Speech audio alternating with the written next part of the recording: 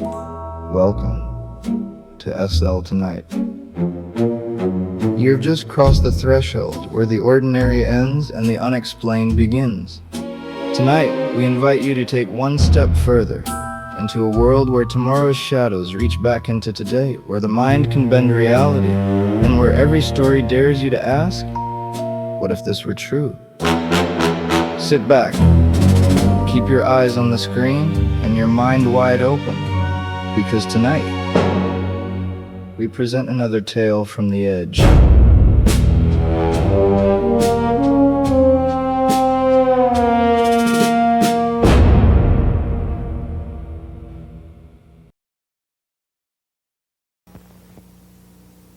What you're about to see is a matter of human record. Explain it? We cannot. Disprove it? We cannot.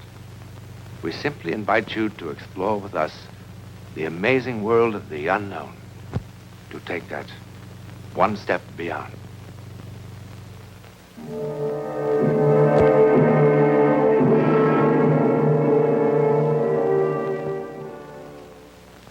What you're about to see has haunted the minds of men for 40 years. A miracle or a soldier's fable? You decide. At 22:30 hours on the night of November the 14th, 1915, something happened in the war-darkened skies over Europe. It was seen by a British mortar unit here in Flanders. It was by a Russian sentry on the East Prussian front. It interrupted the maneuvers of an Italian infantry company here. It was observed by an Allied reconnaissance plane over the English Channel. Thousands of soldiers from all the nations of Europe ultimately were involved. But in the beginning, there were only 4.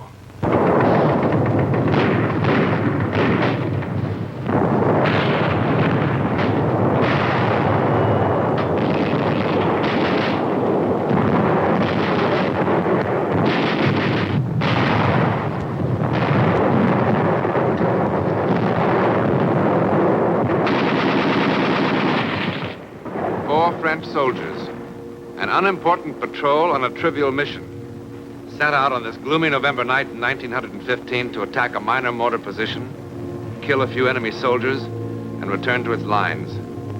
Indeed, a modest beginning for what is now just seconds away.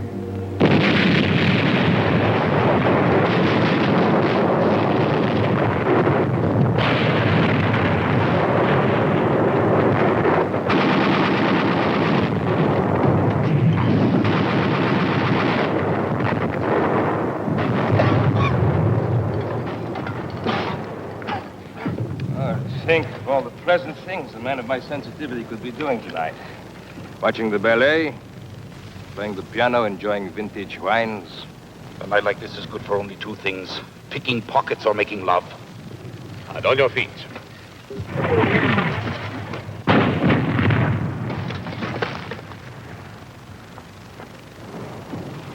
On your stomach, on your feet, on your stomach, on your feet. Oh, what an unpleasant war. Those flares, do they mean they've seen us? Probably. What will happen? If they kill enough of us, the next ration of schnapps. If we kill enough of them, perhaps they let us take a bath. It must feel strange to kill for the first time. Strange. Actually, I enjoy it. Each time I kill, I think there's one less push between me and those lovely bottles of wine gathering dust in my cellar. When's that blasted thing going to fall? Probably hanging from a parachute. Where do you see a parachute?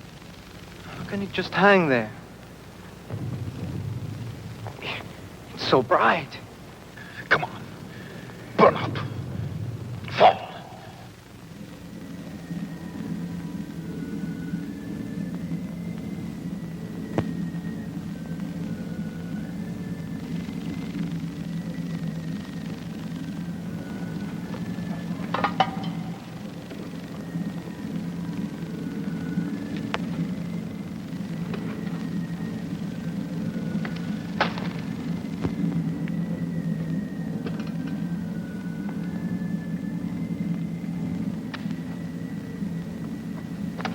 down, you fool.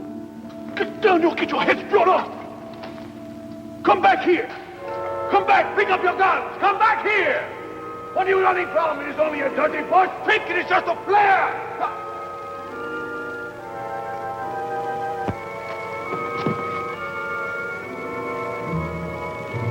Oh, my God. My God.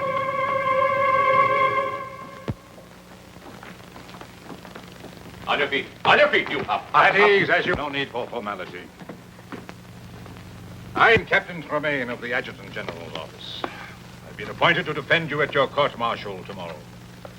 Tomorrow? What's the big hurry? It's the cooks they should court. They're poisoning the whole army. I don't know why they chose me. My practice was civil law. What do I know about a mess like this? It's reassuring to know that our defense is in such good hands. But there's not much of a defense, soldier. Obvious what happened. The charges say it all. Cowardice in the face of the enemy. Cowardice! It wasn't that at all.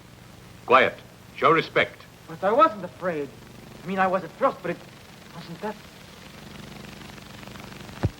Do you know who the prosecutor is? Major Lamar of the High Command, that's all. I've just been a captain for the last 2.5 weeks. I don't suppose the captain would be demoted if he should lose his case. Oh, don't worry about that. You'll lose all right.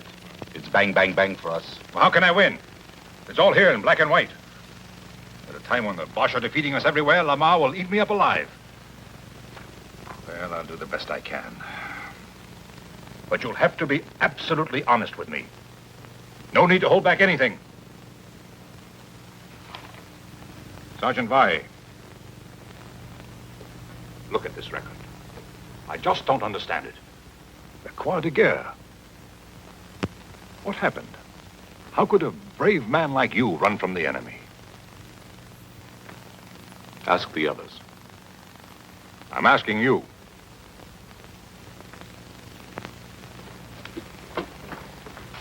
Look, they're going to make an example of you men. That's why they're doing it so fast. Don't you understand that? Sir, ask the others. I really don't want to ask any of you. I don't like to defend cowards. Why do you call us cowards? What did you want us to do? At first I was blinded by the light. I couldn't see anything. And then I wasn't in the shell hole anymore. I wasn't. I was home. Home? Yes.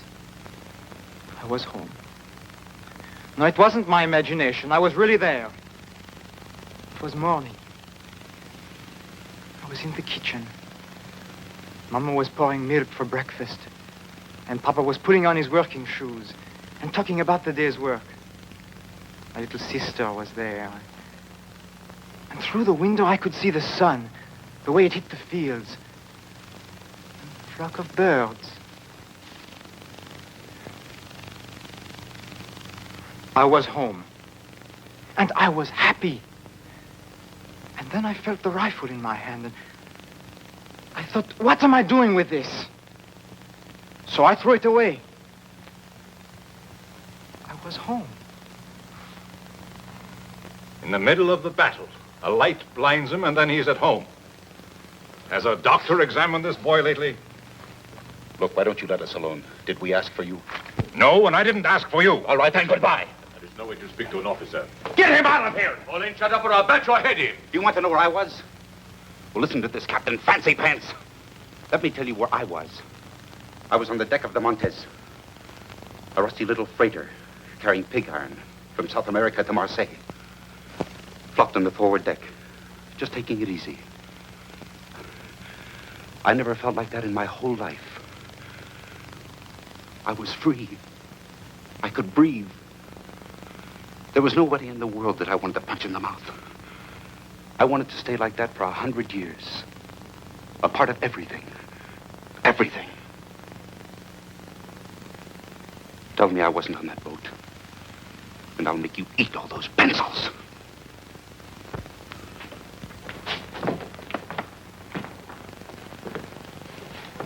I'm sorry, sir, but what can you expect in today's army? When that flare burst, I really didn't see a thing. Well, that's better. Then why did you run?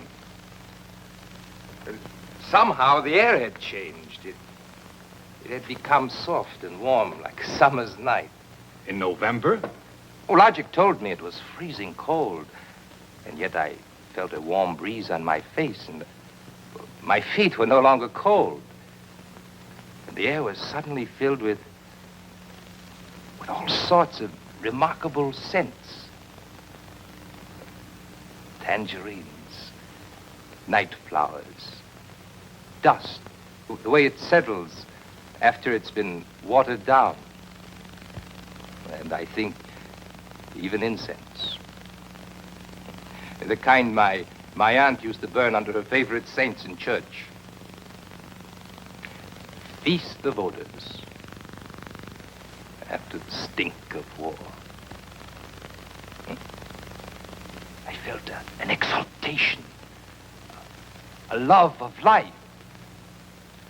And the gun in my hand suddenly felt obscene.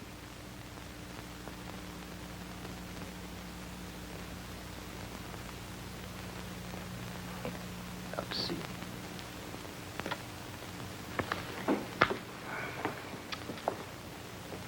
Sergeant, sometimes on a patrol, it's no secret, the men take along a little brandy in their canteens to keep warm. Ha! Now we were all drunk. You're all talking like drunks. Nobody had a drop. What did you see, Sergeant? I'm going to look like the world's biggest fool. I was in the kitchen. Mama was pouring milk. I was on a freighter, carrying pig iron. Like incense my aunt used to burn under her favorite saint. They'll laugh me right out of the courtroom.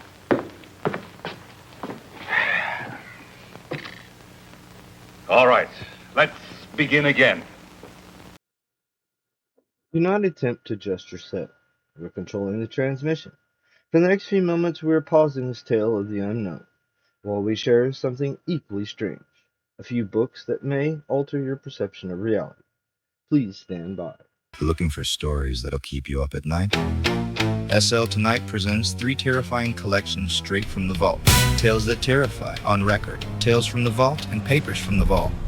Real horror, real chaos, real entertainment. Available now. Don't sleep on these, or you might not sleep at all. Buy my book! He's right, you know.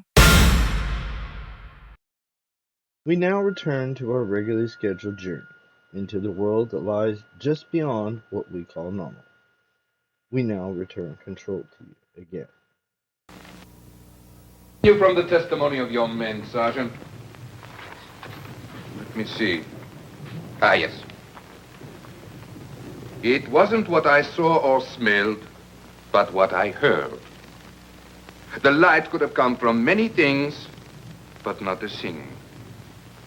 I don't know what they were singing, but it sounded holy, and it was beautiful. I started walking to where I could hear the voices better. Now, all this would be hilarious as a music hall sketch. But within the sound of enemy guns, I find the humor rather hollow. And I am more than a little surprised that the defense counsel would insult the intelligence of this court by introducing such trash as evidence. It's what the men told me. And what does the sergeant say? What did the sergeant see, hear, or smell? I heard the Bosch cannon and machine gun. I smelled, well, there was a dead body in the shell hole. I saw a flare that lasted a long time. Have you seen no other flares that lasted a long time? Not like this one. Maybe it was a new Bosch invention. It stayed there for I don't know how long. It was cloudy, and the flare cast shadows against the clouds. Well, at last we're beginning to hear some sense. You and your men were frightened by shadows and you ran. Is it correct? Yes, I suppose so, sir. Well, we should thank the sergeant for putting an end to all this nonsense once and for all. You're excused. Thank you, sir. One moment. The defense counsel has already questioned the witness. Just one more question, sir. You agree with Major Lamar that you and your men ran from the enemy? Well, sir, there was this shadow. You saw the shadow and you and your men ran. That's what you just said, correct? Yes, sir. Then I charge you with perjury. What else could it have been but the shadow? I am referring to this. On the direct examination, you said, here we are, we walked back to our lines. That's right. What's right? Walked or ran? If I may say so, the distinction is a small one. Sir, these men are on trial for showing cowardice in the face of the enemy. A coward does not walk. Walking made them heroes? Would you have the courage to walk across a battlefield? I beg your pardon, sir. I know that I would not have such courage. I admit I am as confused as anyone by the testimony of these prisoners. When I first talked to them, I thought they were trying to make a fool of me.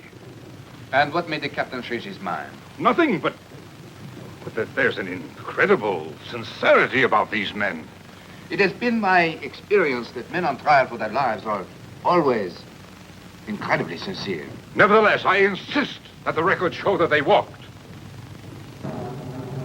That the aforementioned soldiers are guilty of having shown cowardice in the face of the enemy. And by a unanimous vote, this court condemned them to the penalty of death by shooting, as provided for by the Code of Military Justice. This court is adjourned. Aye. Face. All right. Look.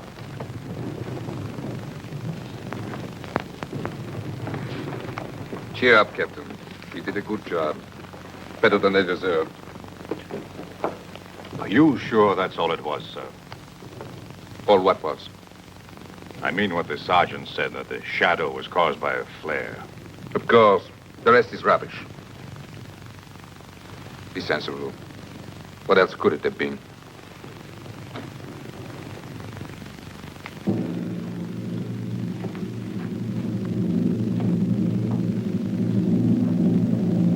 What else could it have been?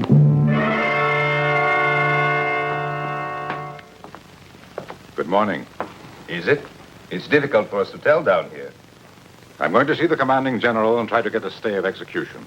You don't sound hopeful. I'll do my best. I think you will. And that's most curious. Why? I'm a lawyer, that's why. When you first came down here, you wanted to spit in our eye. But in the courtroom, and now. And don't tell me you actually believe our outrageous stories. I don't know what I believe. Anyhow, while I'm in town, I could mail your letters if you wish. When do they get rid of us? It's scheduled for 1,400 hours. No letters, Sergeant? After 18 years in the Army, I've nobody to write to, sir. Sergeant. Is that all it was? Just a shadow? If I told them I saw Noah's Ark passing by, would that have saved us? No, I suppose not. Oh, Captain, you could do me a favor. When you go into town, you could get me a bottle of good cognac. Something really first-rate, I mean. I would like to have one last taste of first-rate cognac.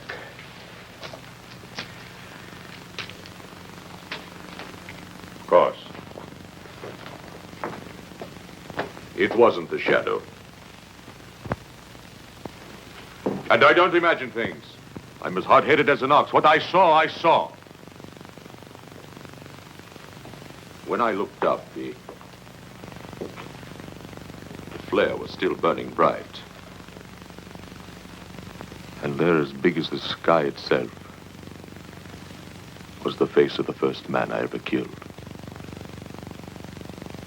He was an Algerian, maybe even younger than me. And if I didn't cut his throat, he was going to cut mine. Then he was dead. His eyes were staring up at me. That's what I saw. That Algerian kid. And you know how he looked? As if he was saying, "It's all right, my friend. It wasn't your fault." But that didn't make me feel any better about it. For there I was again with a gun in my hand and a belt of grenades around my neck. If it wasn't my fault that Algerian kid was dead, well, then whose fault was it?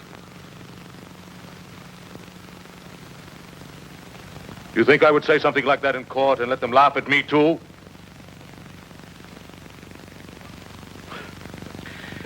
But if you were to get that cognac, well, I can still drink it, you.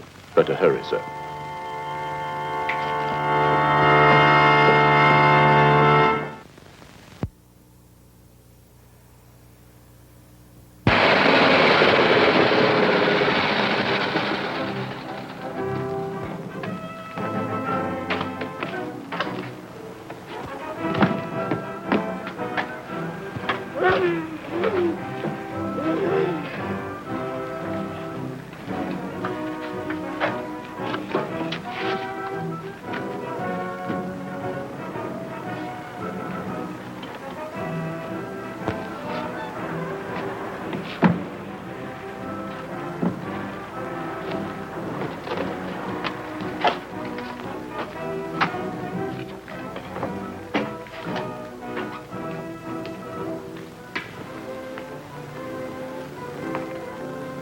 Could the captain spare a cigarette? Take them all. Thank you, sir. Oh, thank you. My grandfather will be so happy. You see, we are all that's left of a family of 7. I'd like to return the captain's kindness. That's all right. Would the captain like a sack of white flour? At a reasonable price. No, thanks. Or fresh butter or eggs? I have a fine Polish ham. Does the captain need any potatoes? A gold watch, in perfect condition. Solid gold. Bite it. I'm after 2. Can't be that late. 10 after 1. My grandfather thanks you for the cigarettes. Can you get me some cognac? But of course. It's got to be first class. First class cognac is expensive. Doesn't matter. I'm not bringing them anything else. Pardon? I've got to have it right away. Have to be back at the prison before 2 o'clock. Our house is at the edge of town. Get in. I'll direct you.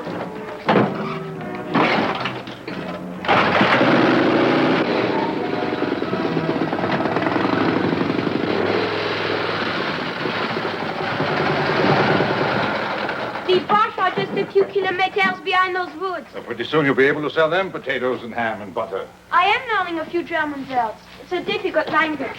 I'm sure. The cognac is in the cellar. I'll get it.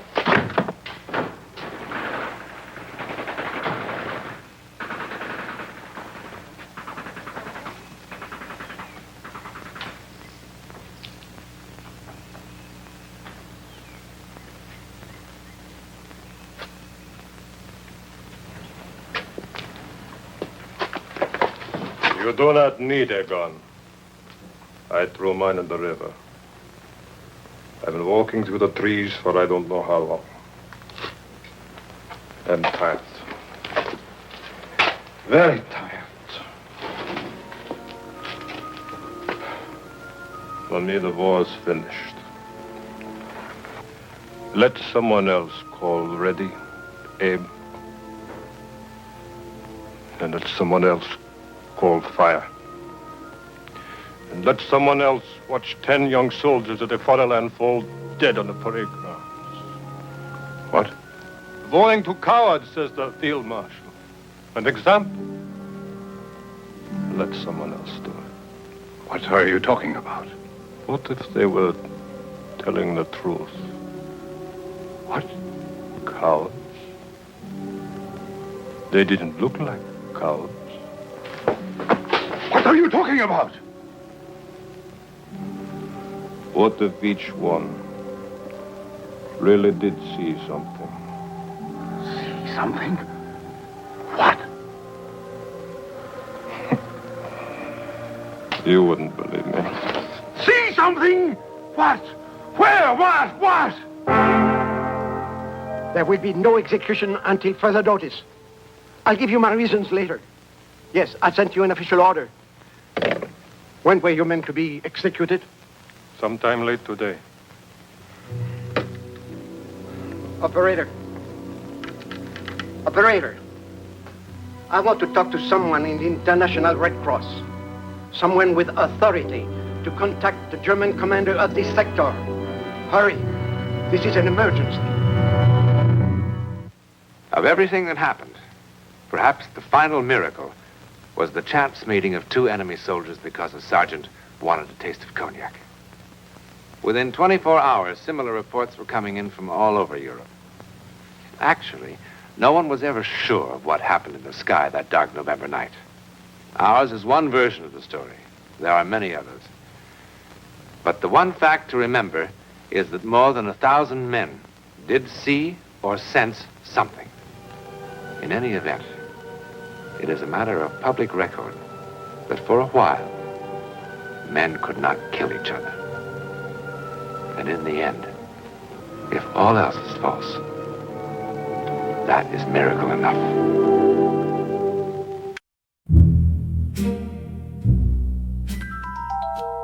And so another story from the edge fades into the night. But remember, the boundary between what we know and what we fear is thinner than it seems. The unexplained is never truly gone. It only waits for the next door to open. Thank you for joining us on SL Tonight. We'll be back soon with another step into the unknown. Until then, sleep well, if you can.